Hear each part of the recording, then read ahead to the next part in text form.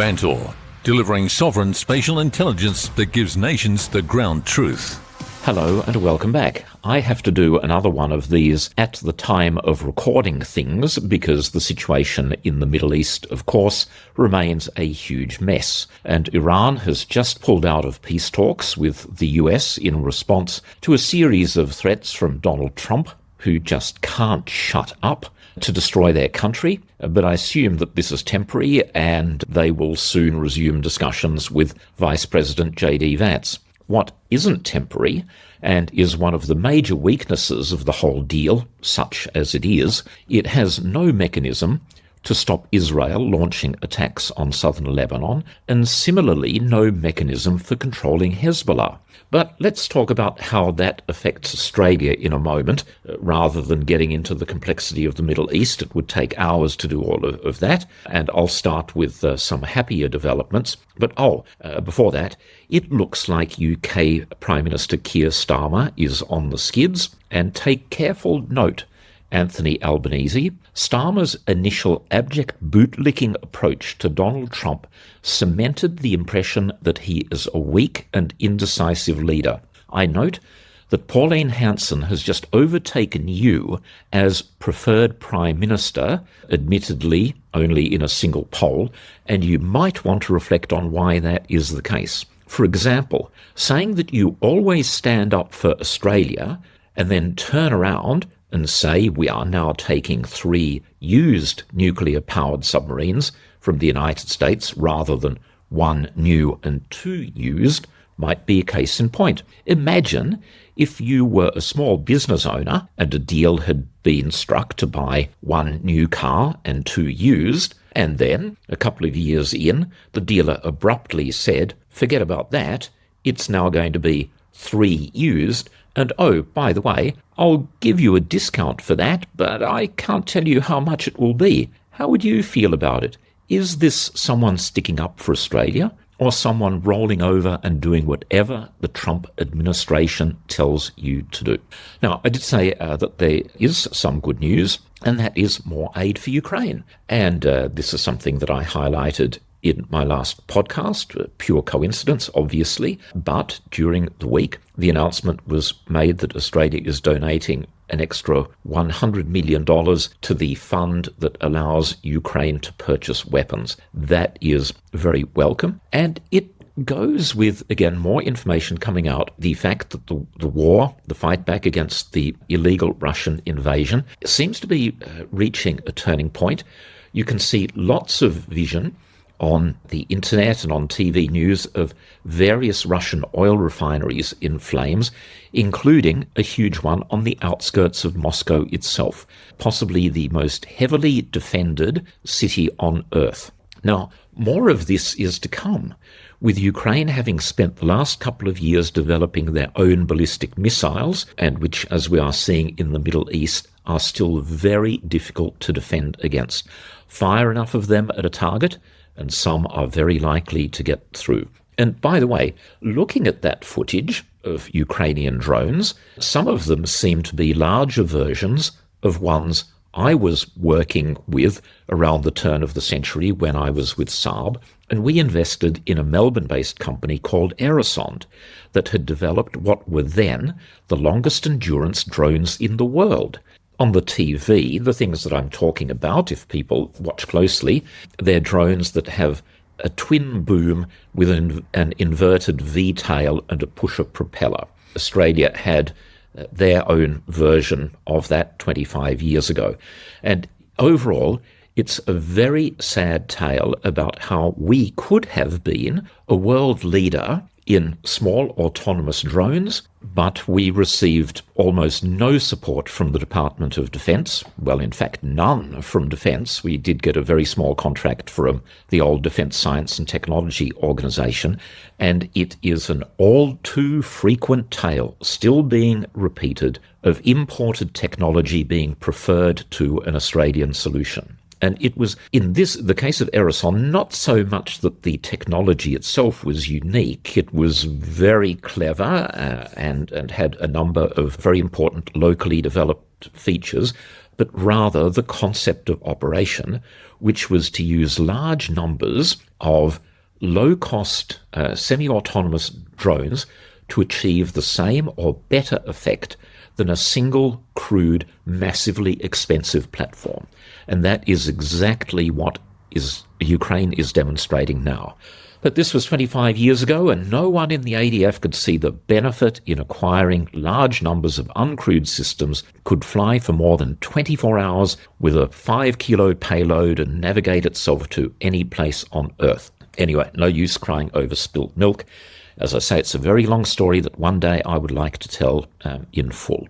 Now, because of huge losses that Russia has been experiencing, with 90% caused by Ukrainian drones, that country is considering another partial mobilization, and when that happens, opposition to the war inside Russia is likely to increase. So now is the time for all supporters of Ukraine to make an additional further effort, and if that were to happen, maybe, just maybe, Putin and his inner circle would be forced to accept the futility of continuing the fight. I would like to see more funding going directly to Ukraine to help them manufacture their own weapons. But having said that, I don't want to be churlish and acknowledge that $100 million is better than nothing. But I will just, again, for balance, put in a reminder. Australia is 23 on the list of donors to Ukraine. Despite having the world's 12th largest economy, we are giving slightly less than Switzerland and a fraction more than Estonia, with a population of 1.3 million people. Estonia, of course, is much closer to the action, having a border with Russia, and would almost certainly be the next target for Russian invasion, along with Poland, if Ukraine were to be defeated. So I guess that gives them some extra motivation. Unless pressure on Russia is increased, Putin is going to keep on attacking. So if people sincerely want the war to end, give more assistance to Ukraine. That's the only thing that's going to work. Now, turning to, of course, the dominant topic of the Middle East, a huge amount has been written by people a lot closer to all of this than I am. So rather than adding to it, I'll try and explain the implications for Australia and what our government's enthusiastic support for the war, and that of the coalitions as well, might mean. But first, I'll try for a very quick summary of where we are, and basically that's unclear because the dynamics are shifting from day to day and can alter every time the leader of the free world, Donald Trump, decides to open up his mouth. The US and Israel have inflicted further significant damage on Iran's military and civil infrastructure. No doubt about that, something that will take years to build. However, of the many summaries, there was one I noticed in the magazine The Atlantic about the 14-point memorandum of understanding that's now under discussion, and the subsequent antics of President Trump. The Atlantic writes, "A regime that was once the epitome of evil is now a reasonable partner. Nuclear material that once represented an existential threat to America might now sit in Iran forever. Syria and Iran and Israel and Lebanon will now do things that they would never do just because he, Trump, wants them to. None of this makes any sense except as desperate rationalizations from a man who cannot face facts and admit defeat. Trump has always had a tenuous relationship with the truth, but evidence is mounting that on the most important questions of war and peace, the President of the United States seems to be losing his grip on reality itself." Well said. I read that out because I couldn't say it better myself. Now, this MOU says Iran keeps the nuclear material and its ballistic missile program. Assets will be unfrozen and $300 billion of reparations, rebadged as redevelopment and investment, will be paid, possibly by the Gulf states that are now having buyer's remorse about going along with so much of this. Now, I remember conservatives used to go berserk about the ballistic missiles. This supposedly was one of the failings in the 2015 agreement when Iran ceased the enrichment of uranium beyond 3.7%. Where are those people now? Donald Trump was one of them, but he now says, well, since Saudi Arabia has ballistic missiles, supplied from China, by the way, why can't Iran also have a few? And on top of that, there are plenty of hardliners in Iran who argue that they gave in too soon. How did we get here? Well, it seems a partial explanation is that the comically renamed, rebadged, self-renamed Secretary for War, Pete Hegseth, every morning during the air campaign was showing Trump sort of snuff porn video compilations of huge explosions coming from missiles and bombs being launched by US aircraft, and had convinced the president that everything in Iran had been destroyed, and hence the obvious confusion in the president's mind as to why Iran has not unconditionally surrendered. And now that it is clear that none of the US war aims have been met, apart from destruction of what little remained of the Iranian navy, I wonder if our government will call on Trump to resume bombing. After all, you might recall, point A, we enthusiastically supported the start of the bombing on the 28th of February, and more recently told the US that since their objectives have been met, then hostilities could cease. Well, the objectives haven't been met. Well, of course we won't do that, and I'm joking about a very serious point, which is, what are we trying to do by constantly toadying to the US? Now, implications for Australia. And I wonder how our support for the war is playing out with two very important groups. The first is the US Democrats, the Democratic Party, who have been totally opposed to the war and who might one day return to power. I have my doubts, as regular listeners know about that, but if they do, I can't imagine that they would look particularly favourably at Australia not only going along with stuff, but actually encouraging the Trump administration. And I also wonder about the reaction of countries in our region. If, in case people are not aware, Indonesia is the world's largest Islamic nation by population. Its economy is growing strongly, and they are opposed to US and Israeli actions, which is similar for Malaysia, another Islamic country. I mean, they're choosing their words with care, but they're not supporters. Many other nations are also opposed, but are choosing their words carefully. Singapore does not support the war. Japan is tying itself in knots, trying to keep the US on side without endorsing the actions. Same for South Korea. It's not a supporter, but is also expressing itself cautiously. India, likewise, has tried to remain neutral, and unlike the other BRICS founding members, has refused to condemn the US bombing, but is not in favour. Thailand is against it and has indicated to the US that its constitution bans the use of facilities on its soil being used for military operations, such as airstrikes on Iran. And that's unlike Australia. We have no problem with our facilities being used for strikes. I refer to the joint intelligence facilities. China, of course, is totally opposed. Now, to put it another way, for the sake of clarity, as far as I am aware, Australia is totally isolated in the entire Asia-Pacific region as being the only country not only to enthusiastically support the US, but also involve ourselves.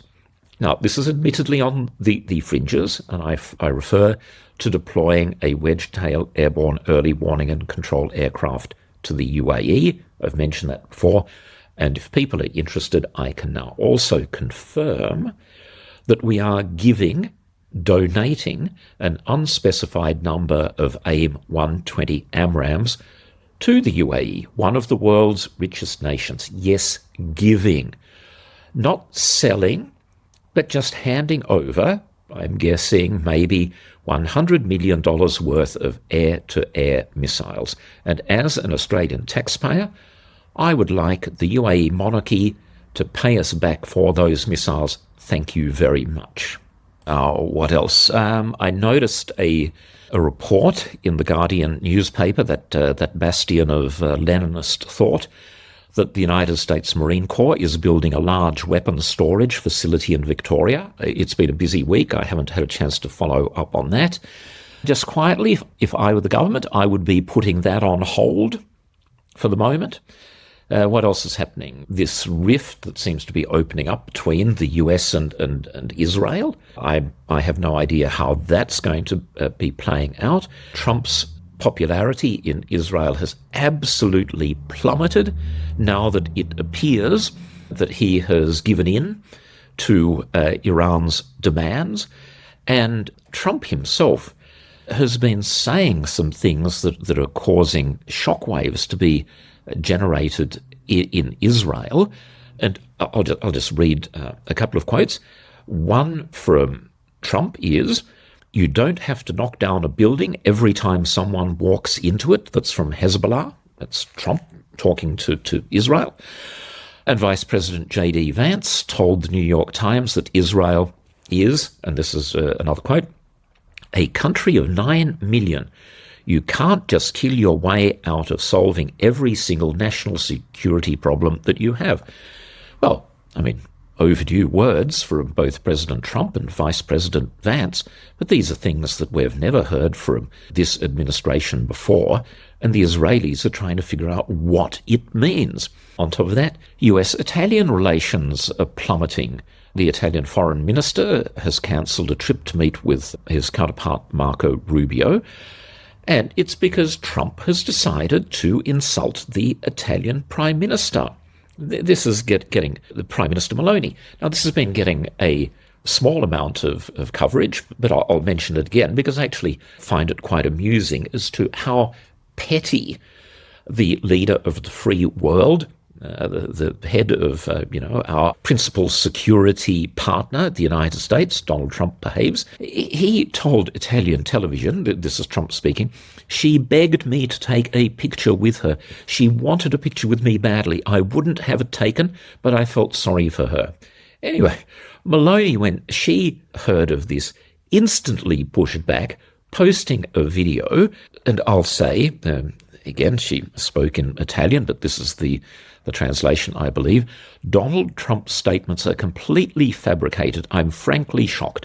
I don't know why the President of the United States behaves this way towards his allies, and it's not the first time it's happening." Now, Secretary of War Hegseth also is up to his usual tricks, shouting at NATO members in a meeting last week, announcing a review of the US military presence in Europe, threatening to cut force numbers, and claiming again that countries are not spending enough on defence. As usual, it sounds like it was a classic Hegseth performance, MAGA performance, accusing some countries of free riding and others of being shameful for not allowing their air bases to be used by US jets bombing Iran on the operation that started on the 28th of February. The world is a crazy place, and the United States is leading that craziness, something that our government, our Prime Minister, Defence Minister and Foreign Minister are refusing to acknowledge. I wonder if that is at least a partial explanation for why they are really floundering in the polls. I'm not sure how much of this is support surging for Pauline Hanson or people just getting so disillusioned with the performance of the major political parties. Goodbye for now. Thank you for listening, and see you next time. Vantor delivers sovereign spatial intelligence that gives nations the ground truth. See how at vantor.com.